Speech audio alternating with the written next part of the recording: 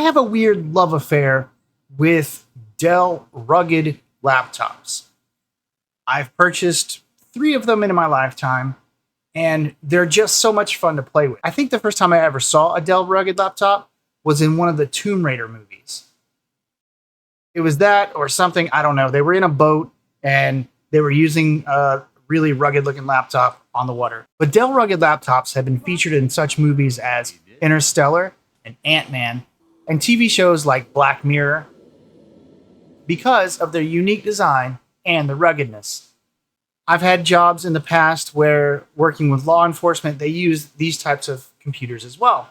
So I thought, once again, that I would pick one up. Today, I'm going to talk about my unexpectedly odd journey with the Dell Rugged Latitude 5414. So this is the computer here. There's not really much to it. It's a beefy laptop. It's got a handle.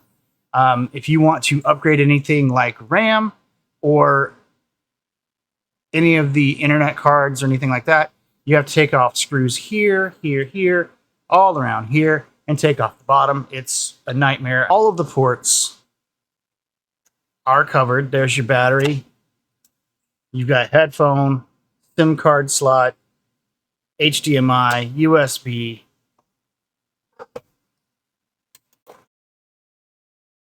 Ethernet, USB, serial, VGA,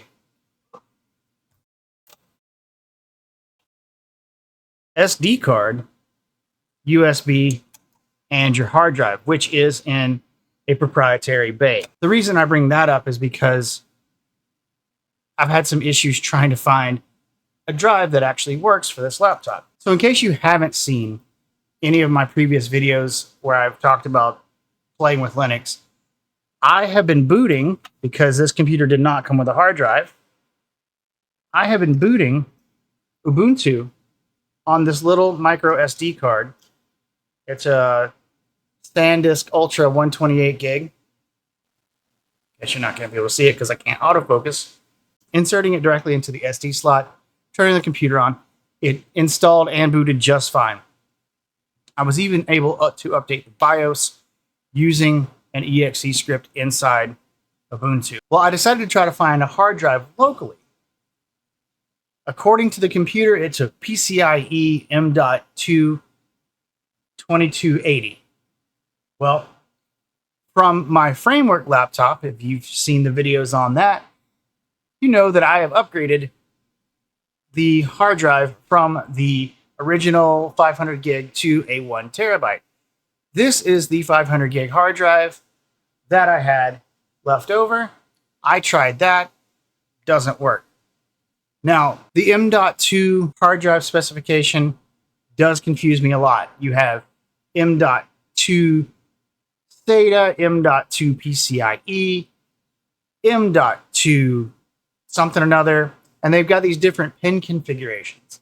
And it gets a little confusing. I finally figured out after 3 solid trips to Best Buy that this computer takes, or this particular hard drive caddy, that is, takes the M.2 SATA, which has 3, put it up in front of the camera here that does autofocus, has 3 prongs here, as you see. So I loaded that in here, took these screws out, installed the drive. It inserts right into here. You flip the laptop up, and then you install Windows as normal. Now, I paid $99 for this laptop, and I was worried because I spent the better part of a week trying to figure out why I could run Linux off a micro SD card, yet even the drives that I was trying to use that I knew should be working weren't working. And I came across error messages left and right, and all of those error messages stated that the RAM chip was bad. Well, I borrowed a RAM chip from an old computer at work, so I figured that might be it. So I did replace the RAM chip, and lo and behold, that was the issue. Now, as you see, just by powering the device on, I've booted directly into Ubuntu Linux. not really what I want to do. So I am going to hit reboot. And you can see I've got kind of a Fallout theme in my version of Linux. But we can go in and I can press F12, which will give me an option for boot. Now, had I dual booted Ubuntu on, had I dual booted Ubuntu and Windows on the same hard drive, I would get a grub menu, which I could choose which OS I wanted to boot into. I didn't opt to do that. Well, I haven't opted to do that yet. I have several different hard drives, so I was thinking about just swapping them in and out.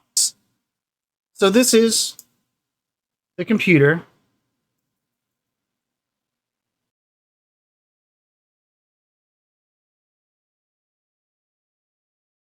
It is the Dell Latitude 5414, which is just a Lenovo laptop with a hard shell on it. You do have the option of adding different components internally, which I do like about that. Not updates. I want to go to System. So this particular model is a Dell Latitude 5414R. It's running an Intel Core i5-6300U CPU with 16 gigs of functional RAM now. And it's natively running Windows 11 Pro.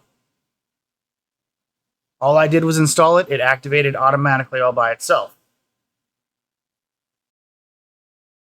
This is an absolute beast of a computer for doing things like traveling, working outdoors, and not worrying about getting water on it. It's not the most rugged of rugged laptops, but this will take a tumble. I can use this laptop for any kind of travel that I do because most of my work, my 9-to-5 job, does involve logging on to virtual machines. I can use pretty much any computer I want. This device came with a battery, and according to the eBay seller, the battery was in a failed state. However, I've used a 180-watt charger, and I can get this battery to work just fine. You'll notice the time zone is probably off a little bit for me. It is most definitely not 11:31 p.m. And that is only because I booted into Linux, first of all, and it does this weird switch around thing.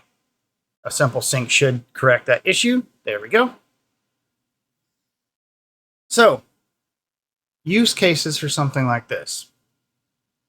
Well, if I want to get into drone flying, this would be the perfect device to edit and view videos on the go. You've got an SD card slot, which obviously works with a micro SD slot with an adapter. It does have cellular capabilities. I haven't tried them yet, but there is at least a SIM card slot in there. So I should be able to get it. I should be able to get to that if it is installed. But one of the really cool features about this laptop is it's got something in the BIOS called blackout mode. And I want to show you that now. So we're going to reboot.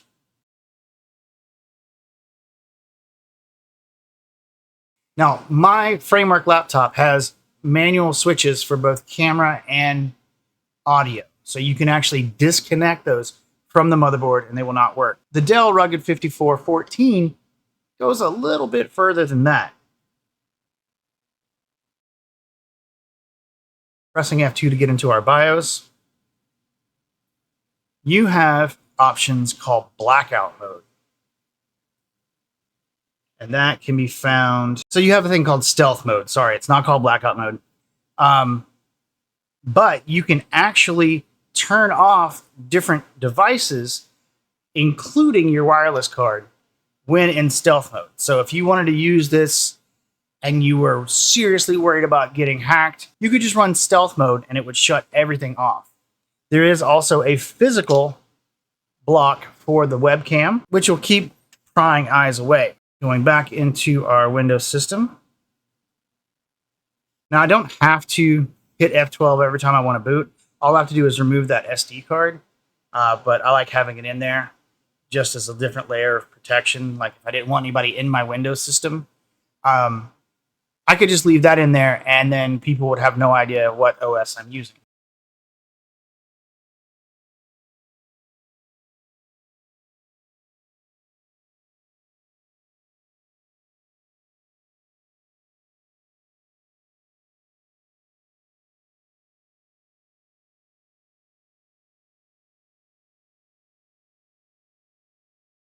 Getting back into our Windows system.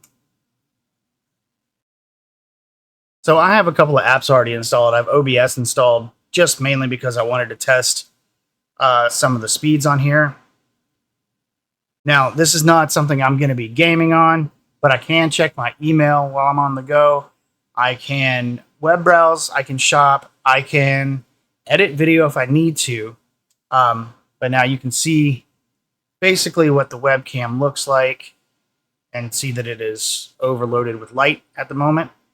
I have put nothing on here other than the standard webcam. I haven't put any kind of color correction or anything like that in OBS. So like you can turn down the brightness, you can turn down the gamma, turn up the gamma, things like that. I haven't touched any of that. I just got all this installed.